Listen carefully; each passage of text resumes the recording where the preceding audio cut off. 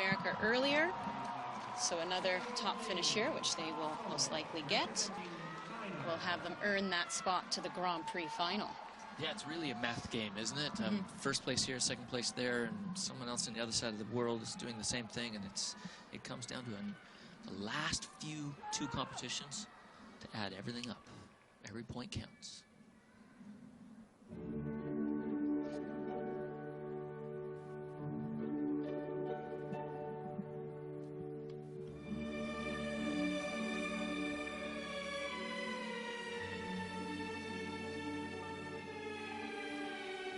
Nice little bit of skating style there, ability to maneuver back into each other, back to back, and that takes repetition.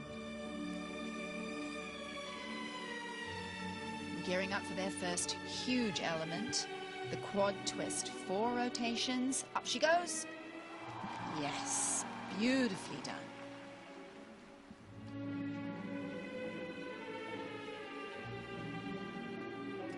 I think pairs is the discipline that has most sort of upped its game over the last few years. What are they doing there? Oh, little fall there. She had to recover from the landing of that toe. She was just a little bit behind on her balance, and the next step caught her. Boy, it sure looks easy when it looks easy. It does, doesn't it? But once upon a time, you know, you could survive in pairs if you had limited jumps and limited rotations. And now, mostly thanks again to Canadians, to Emil and Radford, all the pairs are upping their game. Quads flying in this discipline as well.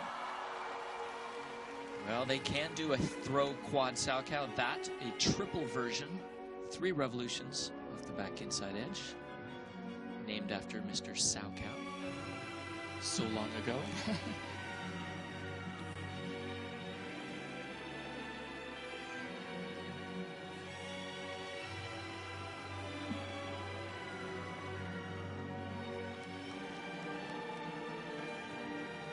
Very innovative lift. So difficult to get into the position. That's the one drawback. It takes a long time for them to get into that position, and to maintain the speed through the element as well. That's true. It's kind of a balancing act between how difficult you want to make your program and how sincere you want to have the overall look be.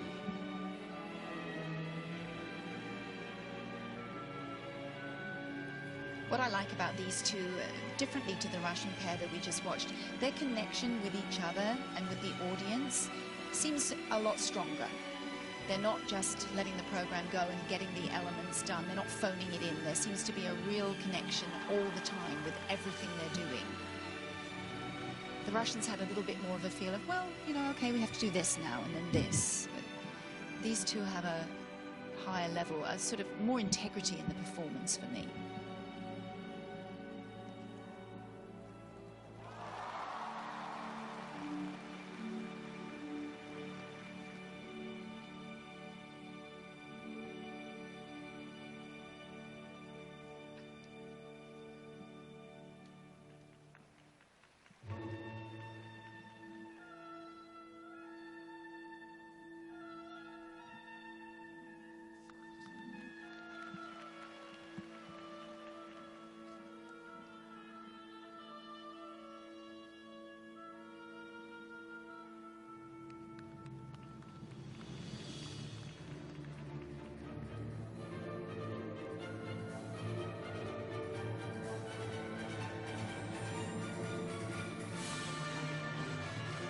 Wenjing has always had a real character on the ice, but now she has total control, like Michelle Kwan or Jamie Soleil. These characters on the ice that just own that big, huge white stage.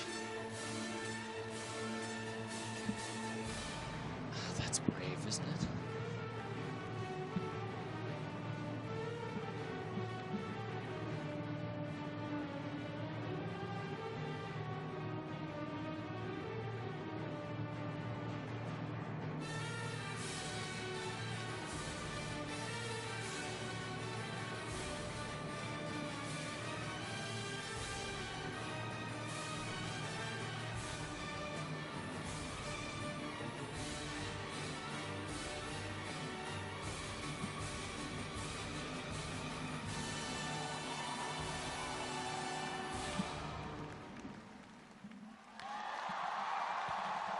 impressive way to end.